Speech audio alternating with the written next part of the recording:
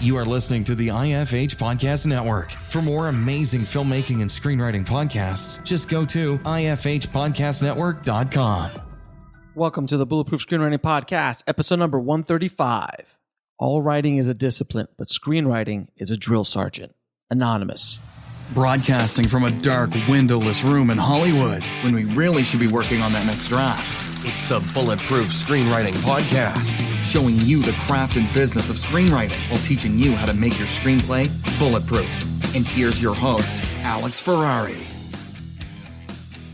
Welcome to another episode of the Bulletproof Screenwriting Podcast. I am your humble host, Alex Ferrari. Now, today's show is sponsored by Bulletproof Script Coverage. Now, unlike other script coverage services, Bulletproof Script Coverage actually focuses on the kind of project you are and the goals of the project you are. So we actually break it down by three categories: micro budget, indie film market, and studio film. There's no reason to get coverage from a reader that's used to reading tentpole movies when your movie's going to be done for $100,000. And we wanted to focus on that at Bulletproof Script Coverage. Our readers have worked with Marvel Studios, CAA, WME, NBC, HBO, Disney, Scott Free, Warner Brothers, The Blacklist, and many, many more. So if you need your screenplay or TV script covered by professional readers, head on over to covermyscreenplay.com. And today's show is also sponsored by the Heart Chart Screenwriting Masterclass taught by legendary screenwriter James V. Hart, the writer of Bram Stoker's Dracula, Hook, and Contact, to name a few. His unique story mapping system will teach you how to get your script ready for production and the marketplace. To gain instant access, head over to bulletproofscreenwriting.tv/heart chart. That's HART chart. Now, guys, today on the show, we have Catherine Ann Jones, the writer of The Way of Story, the craft and soul of writing. Now, Catherine's been in the business for decades and has written movies for Dolly Parton, has written multiple award-winning plays, multiple books, and much, much more. I wanted to have her on the show to discuss her way of writing and her approach to breaking stories and how you should hopefully connect with that intuition, with that muse that's inside of you, to be conscious while you are writing, and how you can tap into that magic. And that's what her whole book is about, is tapping into that magic, that inner source, whatever that might be. And I've talked to many Oscar-winning and award-winning screenwriters who I asked them the question, they're like, I don't know where it is, but I just know that I am a vehicle for this to come through. And hopefully this conversation will help you tap into that for yourselves. So without any further ado, please enjoy my conversation with Catherine Ann Jones. I'd like to welcome to the show Catherine Ann Jones. How are you doing, Catherine? I'm good. Thank you. Thank you so much for coming on the show. I wanted to have you on because you've written many books, but in this conversation, we're going to talk about The Way of Story. And I wanted to hear your perspective on storytelling, especially from your vast knowledge and experience. But before we get started, how did you get started in the business? The business of writing books, or the business of like acting, show business, Got it. Well, like a cat, I've led many lives. Well, like many of us in show business, I started as an actor in New York. Mm-hmm. I acted in 55 plays, Broadway, off-Broadway, regional theater. Did some daytime television for a year and a half and a couple of films. And then I just didn't like the new plays, the way women were written. So I decided to write my own plays. And I've had 11 plays produced, many have won awards. And that led me to Hollywood. One of the plays was optioned by MGM, and so I came out for that. And at the same time, I won an award, Beverly Hills Theater Guild Award. So they flew me to Hollywood to accept the award and everything. And But you wanted to talk first, not about my film work, but the Way of Story book, right? Bro, yeah, we just wanted to get the background on you first. Okay, so I'll do Way of Story then. Well, I taught 8 years at the New School University, taught writing in New York. And then as soon as I came out here, the dean at USC in LA asked if I would teach screenwriting. And my first film had come out and got 4 nominations, Best Picture, Best Writing.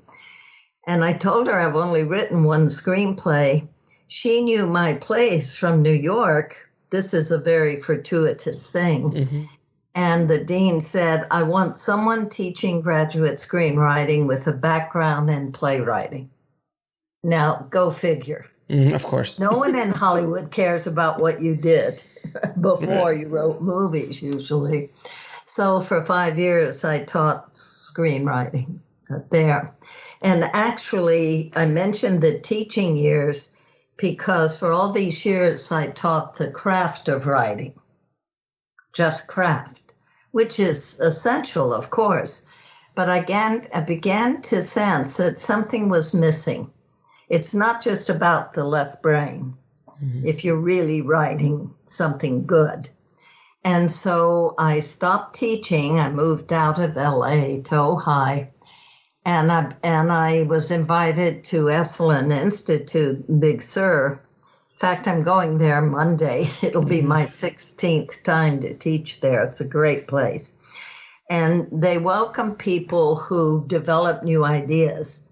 And that was perfect for me because I wanted to find another approach to writing any narrative form, not only film, but, books, plays, memoir, whatever. Mm-hmm. So I developed a workshop called The Way of Story, the Craft and Soul of Writing. So the idea is to bring your whole self to the writing table, not just the left brain. But you write from your senses, your gut, and certainly your heart. And that started, and after teaching that for a couple of years, I wrote the book that was published. And schools are using it now in their writing programs, like New York University and so on. Very cool. Now, you being an actress, starting off as an actress, does that make you a better writer when you write for actors? Totally. Shakespeare and Moliere were actors first. I just want to remind you guys of that. And there's no better background for dramatic writing than being an actor first. I write very good parts for actors. And I think that helped me get stars to be in my movies and television. So it's a wonderful background. What's always fascinated me is how, if we follow our intuition, or as my old friend Joe Campbell said, follow your bliss, you make these sudden turns in life, and they don't make sense outwardly. I had just starred in a television play that was aired all over America, got good reviews. And that's when I stopped acting. I didn't know why, but something told me this is over.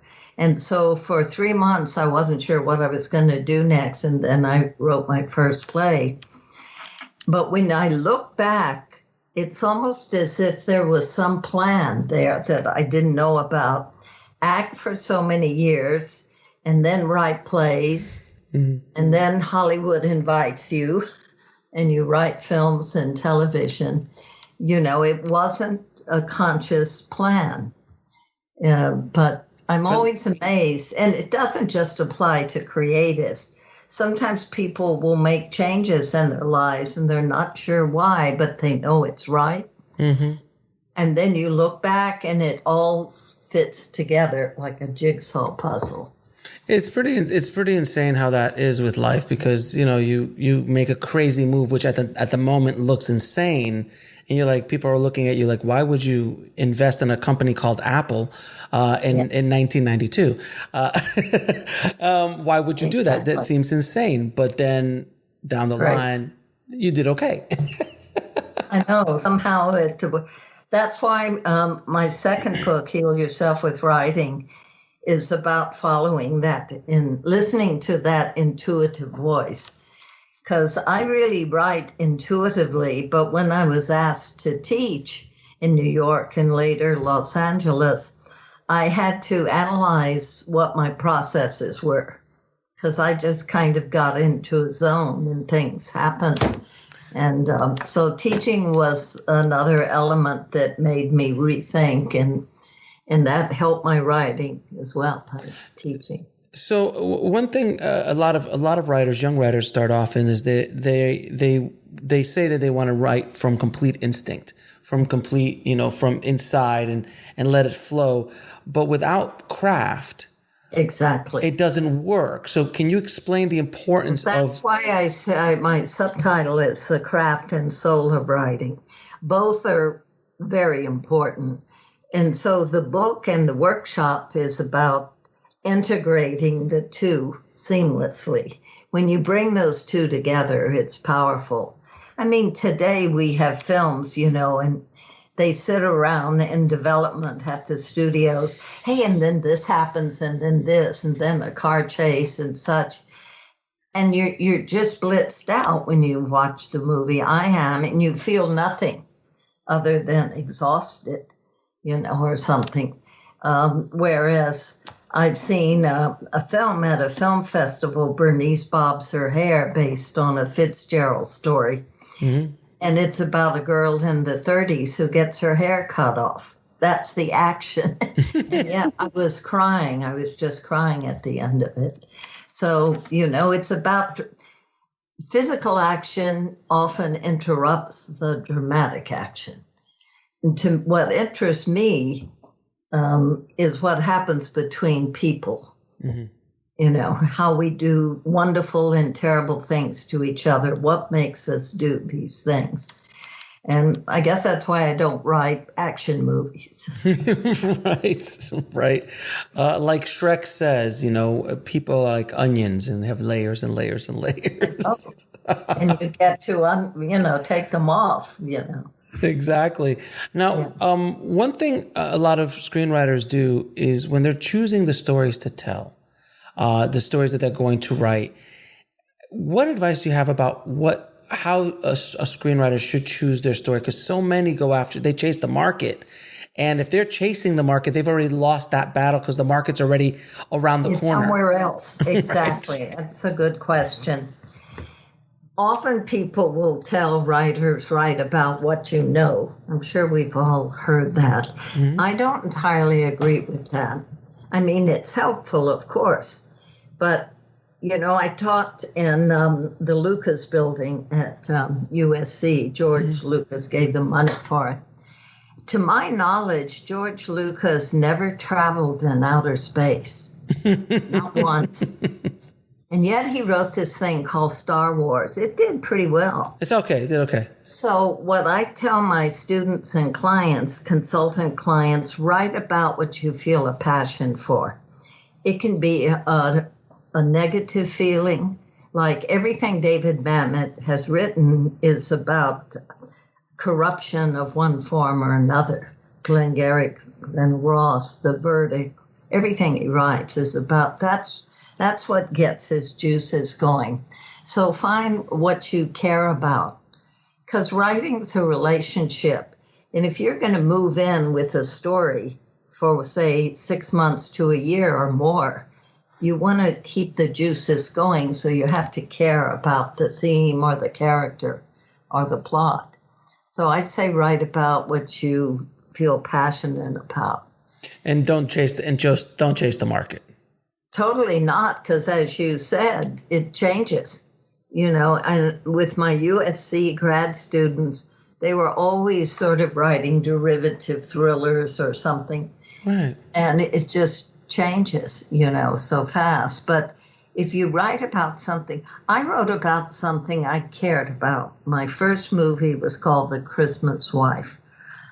Well-meaning friends and associates said, you'll never get this produced. There's no sex, there's no violence. Can you imagine being naive enough to pitch a story with no sex and no violence? And Hollywood, hello. It not only got made, I got 2 top stars, Jason Robards, Julie Harris, top director, David Jones, no relation, and it won 4 nominations because I really hope that HBO produced it.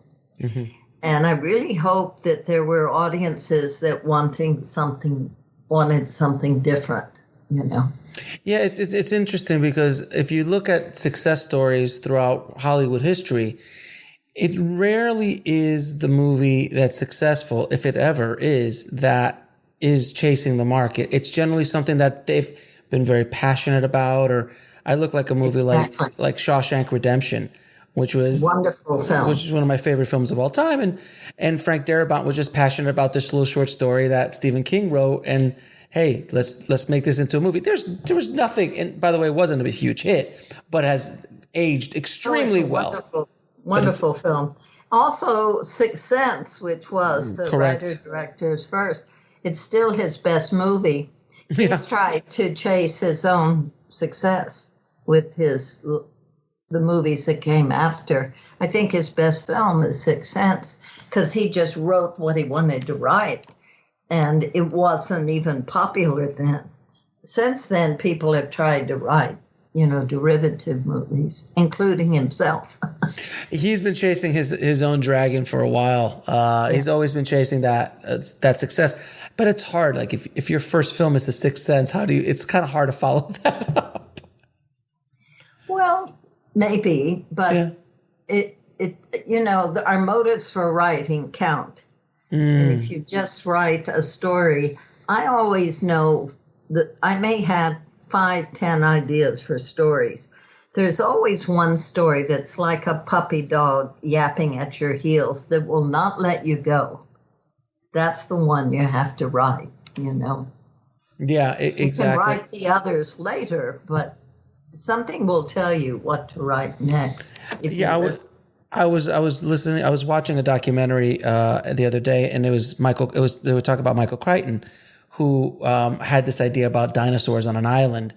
And he's like, and he put it away, but it just kept hounding him. Exactly. And look what, Jurassic Park changed movie history after that came out. But the original film is quite good. Oh my God, yeah. The first one's it's a masterpiece. It's a masterpiece. The sequels, maybe not, but that first one is. It's a classic Spielberg. Now, my second film I had produced came to me in a dream. Sometimes my ideas come at night when I sleep. Sure. And this is not also just with me. I'm sure other creatives. Mm-hmm. I'm sure Van Gogh saw Starry Sky. James Cameron got Terminator was in a fever-induced dream that he had about this metal skeleton. Right. Yeah, so I know it's nothing new. But I dreamt one night about an angel, a male angel actually, who went to heaven and couldn't earn his wings. And they sent him to Earth on a mission, and if he succeeded, he would earn his wings. 10 days, and I wrote the dream down. I always keep a journal next to my bed. And 10 days later, Dolly Parton's people had called my agent, and she had loved The Christmas Wife, the movie I wrote. And she had been looking for a project for 2 years and couldn't find one. And she wondered if I had anything for her. So my agent called, wanted me to come to LA and pitch to her people. And I remembered the dream. Now, the dream was about a male angel. So driving to LA, I transposed the gender, and I pitched about a female angel who happened to be a country western singer. Obviously. Talk about custom made. And I pitched it to her people. They said, Dolly must hear that. She was in Hollywood. She has a house there. So they took me right over to her house. Now, I don't read about stars' life. I don't read showbiz magazines, so I don't really know what they like or not. We'll be right back after a word from our sponsor. And now, back to the show. We walked into the garden. There were angel fountains and statues. We walked into her living room, a tapestry of angels. There were angels all over the place, and I thought we're home free. Yeah. And she loved the story, and we made it, and we got the highest ratings except for the football game. You can never beat football. It's tough to beat the football game, especially. And I tell you, she is one smart woman, Dolly. Mm-hmm. She is not a dumb blonde. You know, she really is a shrewd businesswoman. She's been a megastar for like 50 years. Almost 60 years. 60, right? You know, not many women actors pull that off. So, well, I think the biggest business, the shrewd business thing that she did was she kept the publishing rights to "I Will Always Love You," and that alone, I think, built Dollywood. It's a great song. Yeah, good. You know, she good did very for her, well. Say I. Yes. Now, when you write, do you start with character or plot? It varies. I guess as a playwright, I do write character-driven stories. To me, plot is what a character does. It's not separate from the character. But sometimes I'll have a theme. Like with Christmas Wife, I've always been fascinated how, like on a plane or traveling, you'll meet a stranger and spend just a short time with the stranger, but there'll be this powerful connection. That led me to want to write about that in The Christmas Wife. By the way, it's not a sentimental Christmas movie. We got over 300 rave reviews, and they always made that point, that it was refreshing. And it's not a down movie either, but it's not a typical sentimental ending. But this thing of, we've all experienced it, where you meet someone and you know them, it could be an hour or 2 hours, and yet something has happened between you that changes you. Yeah. And well, it's brief encounters in a way. It's the old English film, Leslie Howell. Now, do you outline? And if you do, how do you do it? Well, in The Way of Story, which is a book on how to write, I have a whole chapter on outlines, and then, you know, the different character development, dialogue, and so on. I find I have different processes with different projects, so I don't have one kind of platform I use. But I do, if I start with character, I'll get to know backstory first. I learned that in acting, because, you know, you have page one of the play you're performing. And I learned that my research was to build a backstory for that character. Like years ago, I played Juliet in Romeo and Juliet. And even though she's only 14, I tried to find out who she was before Act 1, page 1. And that's very helpful. So your characters appear on stage or on screen, and they've already been living their life. It's not out of nowhere. I don't know if that's clear. That makes, and especially when you're dealing with character. You know, I've heard stories of, you know, directors and writer-directors who write, you know, books almost on their character's backstory that will never see the light of day. But yet, it gives so much depth into the character. And it's wonderful for the actor, because then on the first day of shooting, they know who they are. They don't have to kind of futz around and, If it's not in the script, they have to bring it to it.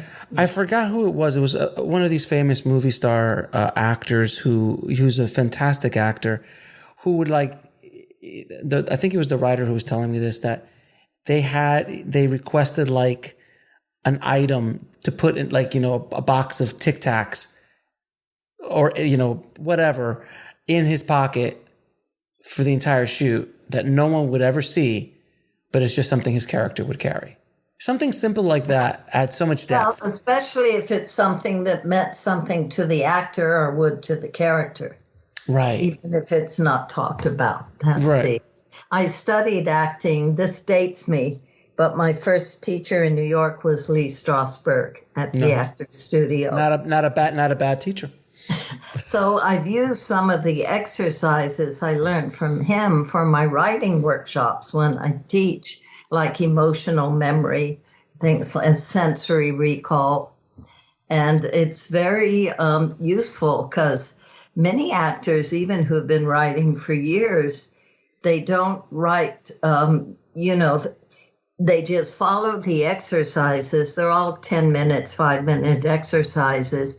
And what comes out is not, they tell me, it's not something that would come out when they're facing a blank page. So they write from other parts of themselves. And and they think, where did this come from? Wow. I couldn't have written, And it's very exciting as a teacher. And that's why I'm never bored, because everyone has at least one story to tell. And I just love those aha moments when I do. I use visualizations too and things like that. And where something comes through you. Sometimes when you're in the zone, you channel things. I've had that. I wish I could say it happens every time. It doesn't. I've had that happen a few times, and it is so exciting. Shall I give you one example? Please. My first play was about the final years of Virginia Woolf, the British novelist. And at the time I wrote the play, I had just played her as a character in a play in New York. And I did a lot of research while I was performing her. And then I couldn't let her go after the play closed 3 months later. So I kept reading, and I finally sat down and wrote my first long play. And at the time, her novels were out there, but her letters and her journals were not published. So I had no access. So I had to make up a lot of stuff. What she said, the way she talked. Mm-hmm. About a year after the play came out, several of the things I thought I made up, she actually said. Mm-hmm. Really? Yes. I know, woo-woo, right? Yeah, so you were channeling her. And that happens. It happened to me this year with the book of short stories I'm writing set in India. I wrote one called Murder in Assam. And I've never been to Assam. I've spent years in India, but not Assam. And I made up this fictional short story.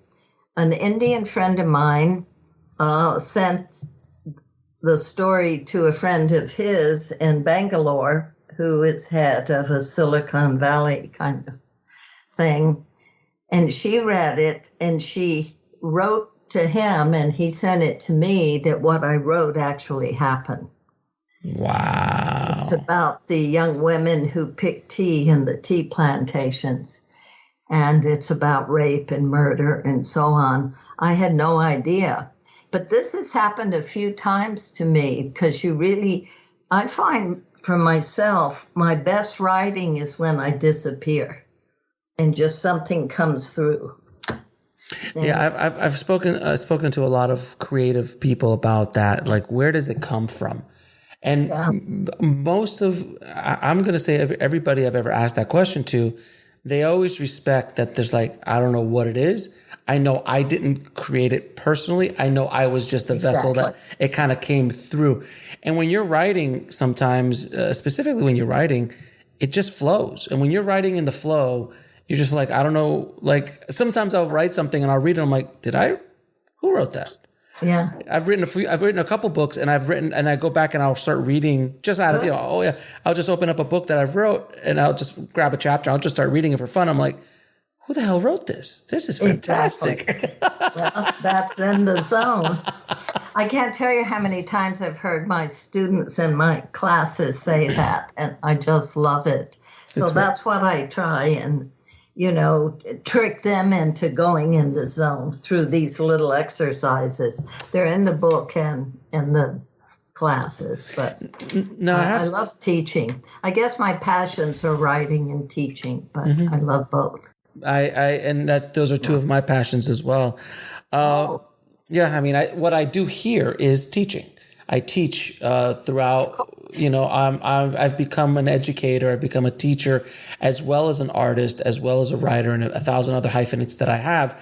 But I found such a passion about giving back to people and sharing with people, and that's why I love having conversations with guests like yourself, that I can delve into different aspects. And I'll ask questions that I just want to listen to, but then it gets listened to by thousands and thousands of people around the world.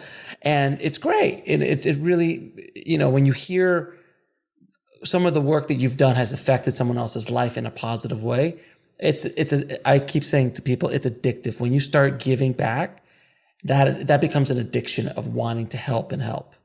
In my generation, we called it making a difference. Yes, and we're paying it. Now it's paying it forward, or something. It's a good title for a movie. There is a movie called Paying It Forward. It's a good movie. Now, you did mention something earlier, and I have to ask because I need to know. You said you were friends with Mr. Joseph Campbell, who is a legend. Can you talk a little bit about? I mean, everybody listening to this knows the hero's journey because of Joseph's work. Can you talk a little bit about how you met and how that relationship was and what it was like? Well, to me, life is story. So everything's a story. Sure. I went, at that time, I would go to India as my spiritual home. I spent a lot of time there. I had just come back from India the night before, and I was invited to Gerald Sykes and Buffy Johnson, husband and wife. He's a writer. Buffy's a great painter. Her work's in the Metropolitan Art Museum. So I went to the party, and when I walked in, Gerald said, "There's someone you must meet. He also loves India." So they introduced me to Joseph Campbell. I knew nothing about him. I hadn't read any of his books. And we talked, and while we were talking, he said, India changed my life. I met a great sage in South India and attended his talks, and he changed my life. And I said, "Who was he?" And he said, "Oh, you wouldn't know him because he's not a public figure. He's the real thing, but not, And I said, "Well, I'd be interested to know its name." So he told me the name, and I got very quiet, and I said, "I have just come from his son." His son was teaching. His son was also a spiritual teacher. Well, because the father had died in 1959. Mm-hmm. So, and this was in the 70s or something. Wow. And neither one of us spoke for a while. The whole atmosphere changed, and Joe took me by the hand and took me to a corner, and we sat for an hour talking. And that's when our friendship started. And I got to know his wife, who's also a remarkable choreographer, dancer. Mm-hmm. And anyway, what Joe Campbell had, I've only seen it twice.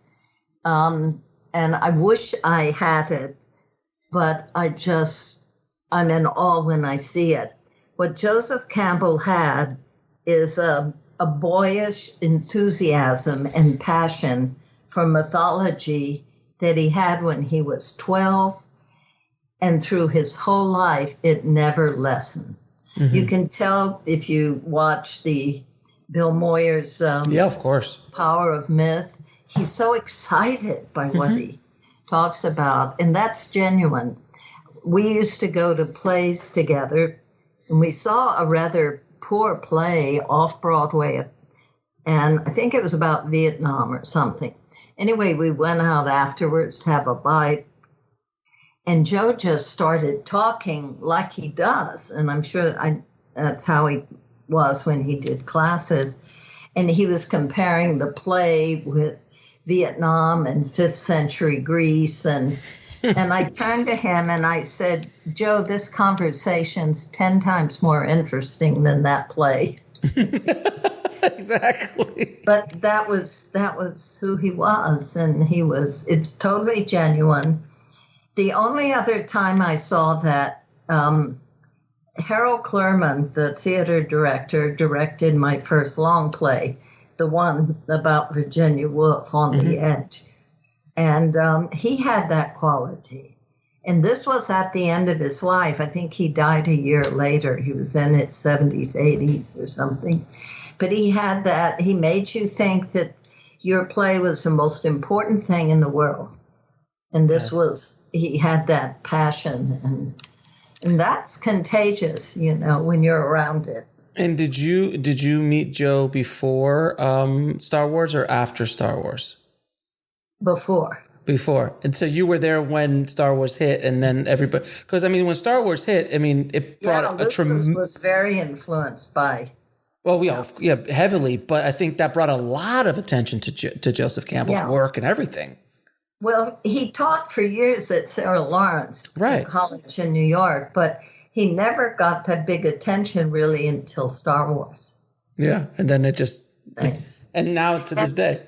And Power of Myth was made a short time before he passed away. Yeah. So it's wonderful they got that on tape. Oh, yeah, on Skywalker Ranch. Series. At Skywalker Ranch, they shot that.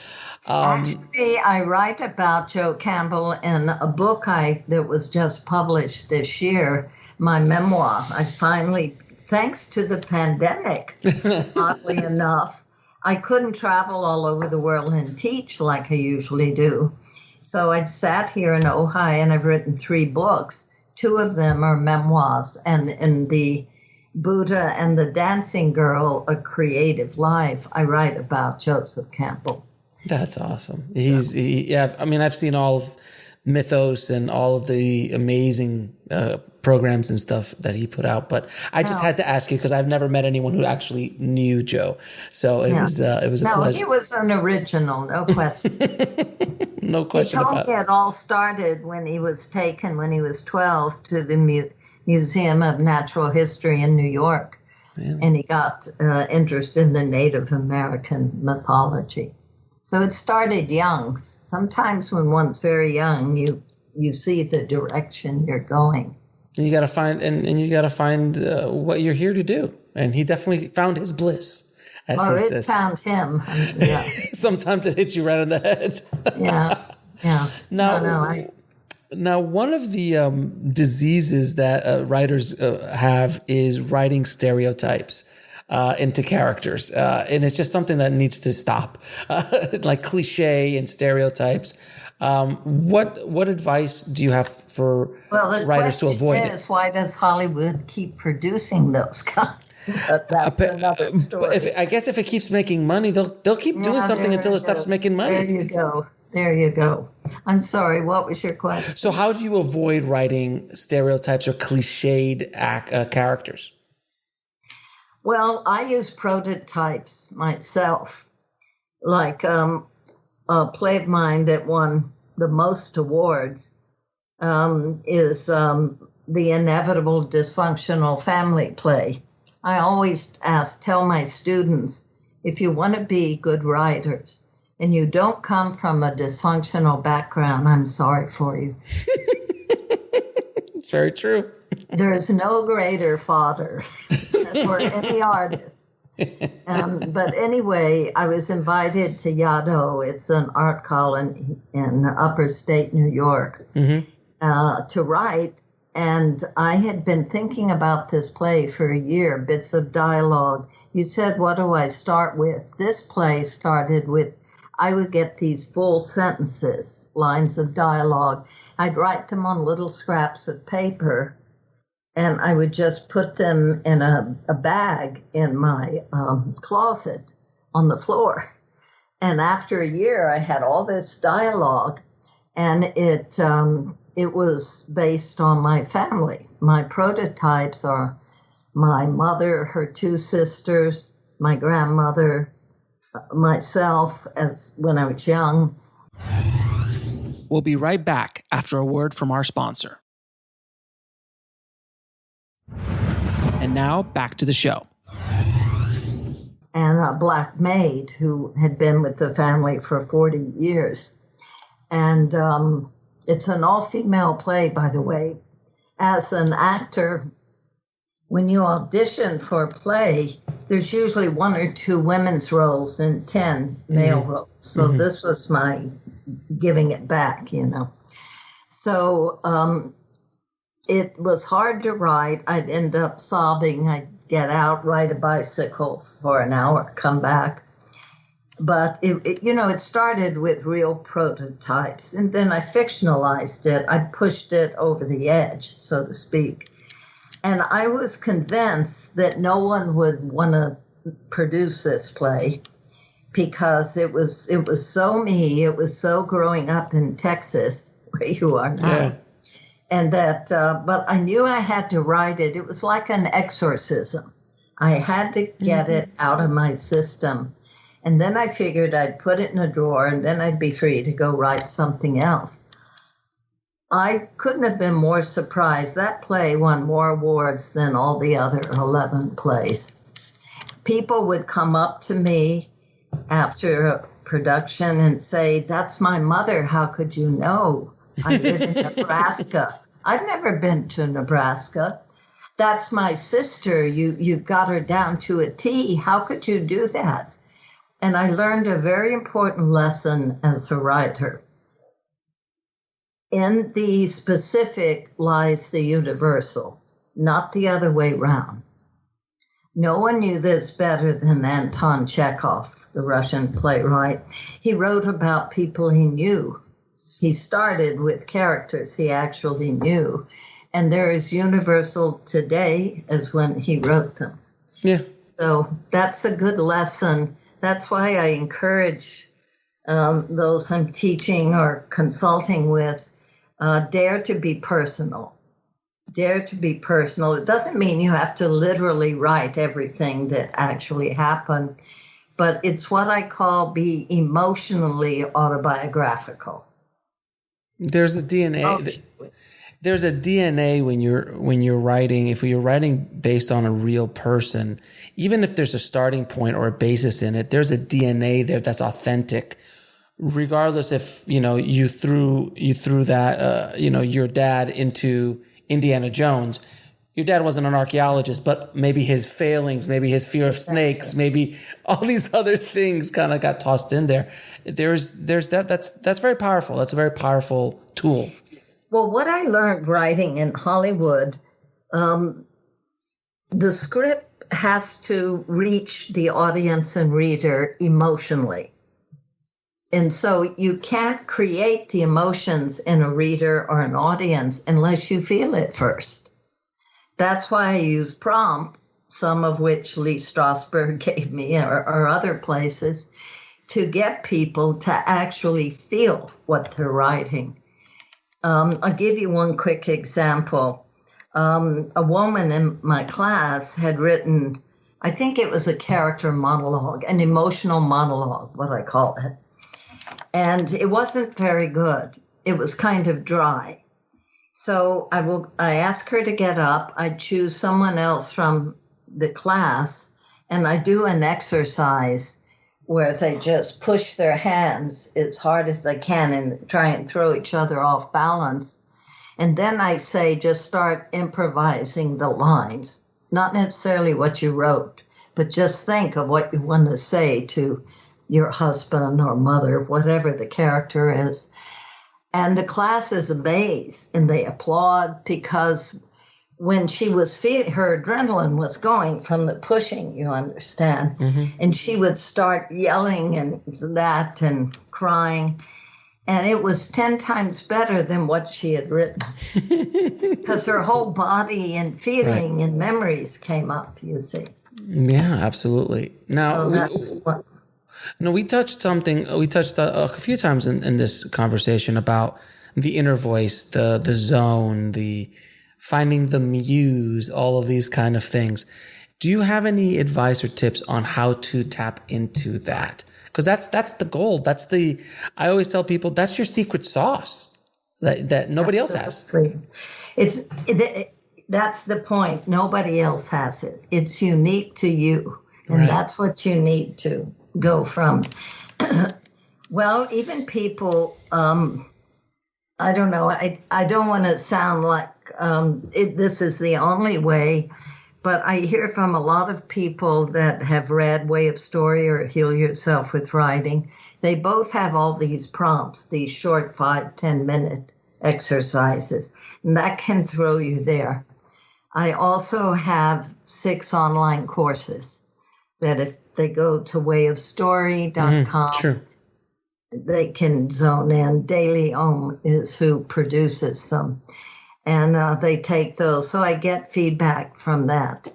But otherwise, there's so many ways. It's all about being totally authentic. If you're really in the zone with your intuitive self, you have to be real. You can't try and be, Hollywood's a place where a lot of people are trying to be something they're not. They think that's the way they'll succeed. And then, but who succeeds? A Sissy Spacek from Texas comes around, who's this ex-cheerleader, Texas girl, didn't even bother to lose her Texas accent. Mm-hmm. And she's wonderful. She is. When you see her performances. So I think authenticity is really the way to succeed. And even if you don't succeed in the world, you've succeeded in your soul's journey. So, But there are many ways: meditation, journaling. I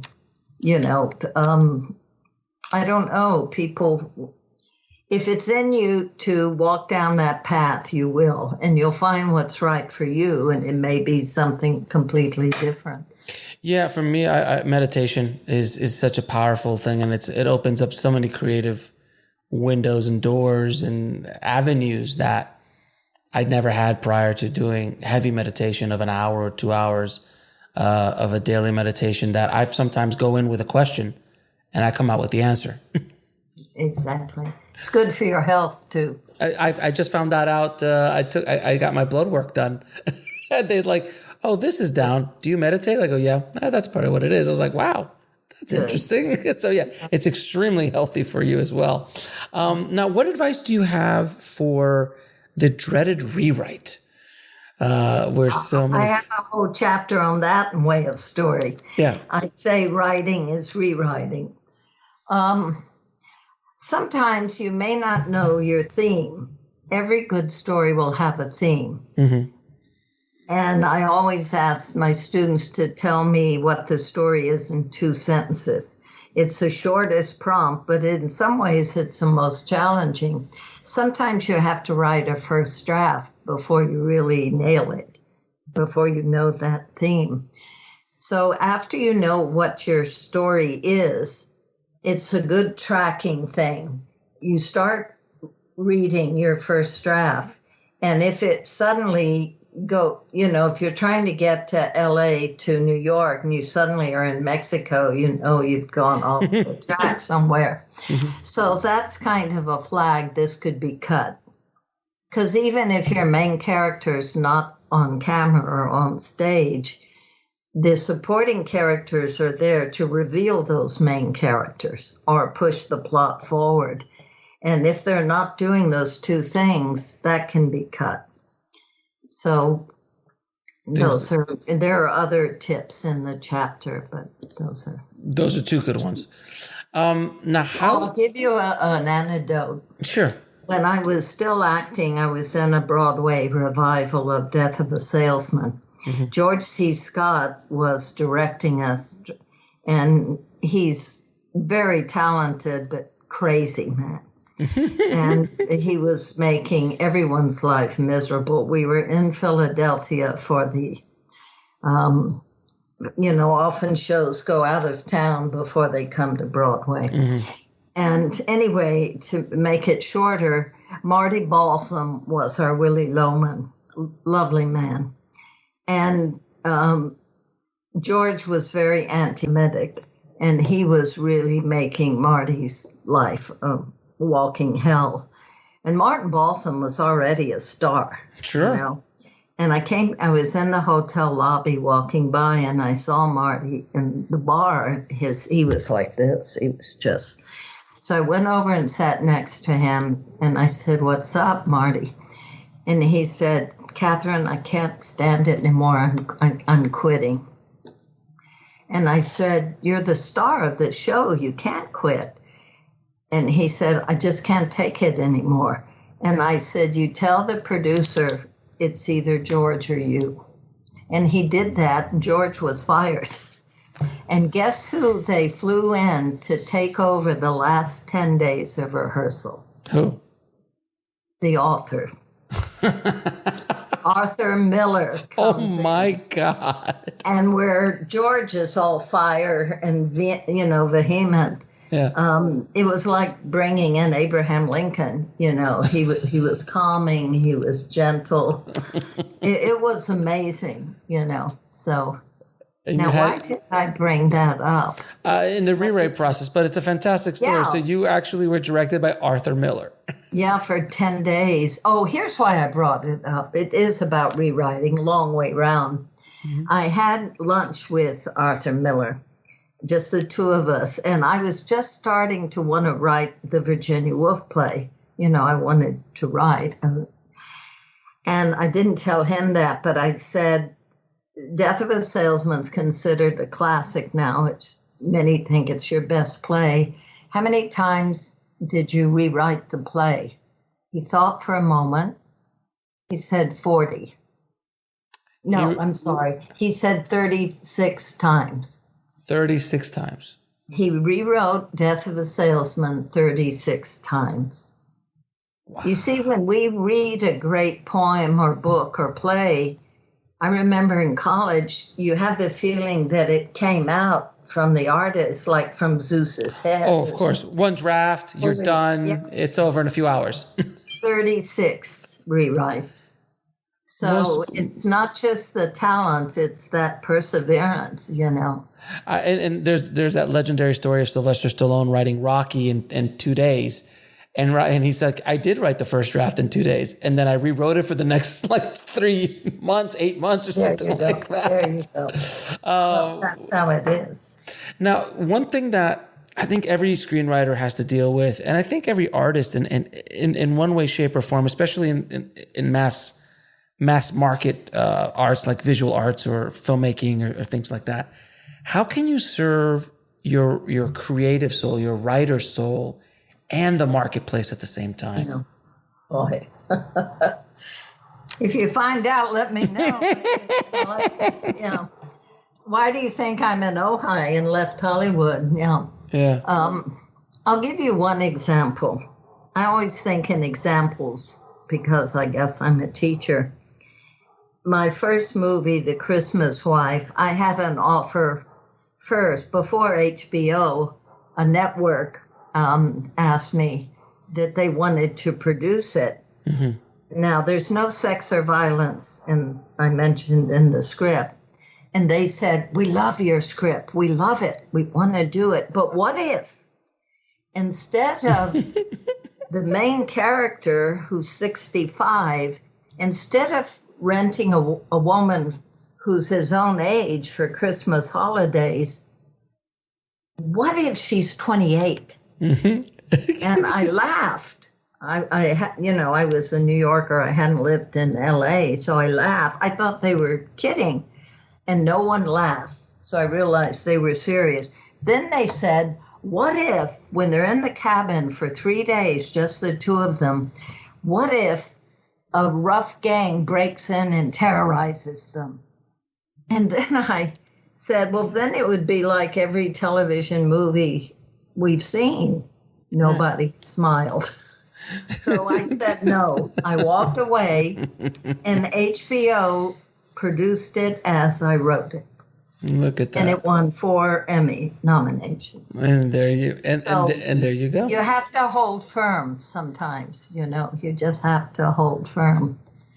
Now, I'm going to ask you a few questions I ask all my guests. What are 3 screenplays or plays that you think every screenwriter should read?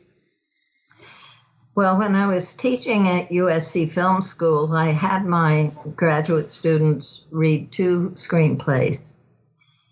Chinatown by Robert Towne. Always, yeah. Is such a great movie. Mm-hmm. I mean, it's so tight. There's not one mistake in the structure of that story. So Chinatown by Robert Towne and Blade Runner. Mm. Mainly I did that because they were all in their mid-20s, my students. So I figured they'd read that. Another good film. For those that like that genre. God, there are just so many. I read a lot, and I reread, and I re-watch movies a lot, which surprises, even though I'm not voting for the Oscars and Emmys anymore. I stopped paying my dues. Only now I can watch what I want to watch. As opposed to I got to watch all this so I can vote it. Yeah. I don't know. Read good writing. I've read Flaubert's Madame Bovary 3 times just for the style. Yeah. I teach memoir too, and I'm listening on 10 CDs, St. Augustine's Confessions, written in the 4th century. He wrote the first memoir, first autobiography in Western history. Wow. And it's wonderful. It's so, you need to think outside the box. You never know what's going to be useful when you're writing here. Now, what advice would you give a screenwriter trying to break into the business today? I've actually had people approach me. It's a friend's nephew or, we get those calls. Yeah. And they said, can I meet an agent? I've got an idea for a film. I said, well, that's fine, but do you have a good sample script? See, Christmas Wife was my first screenplay. It was, I thought, my sample script. But within 2 weeks, 3 people wanted to produce it. You have to have and write and rewrite that sucker till it really is there. Hire, if not me, some other consultant who's good. Don't just have your wife or husband or best friend read it and tell you how wonderful it is. Really get an objective eye there to tell you what works and what doesn't. And once you have that, then you ask for connections.